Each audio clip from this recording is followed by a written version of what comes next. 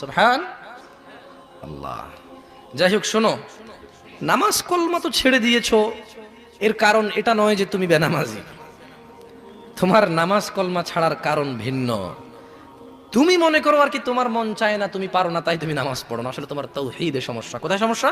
আল্লাহ মানে আল্লাহ কে? আল্লাহ।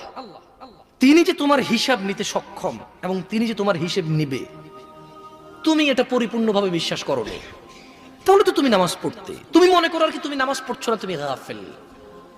এই জন্য তোমাকে বলেছি আল্লাহকে ভয় করতে হবে। ফর এক্সাম্পল, আল্লাহ নামাজ ফরজ করেছে। কে নামাজ ফরজ করেছে?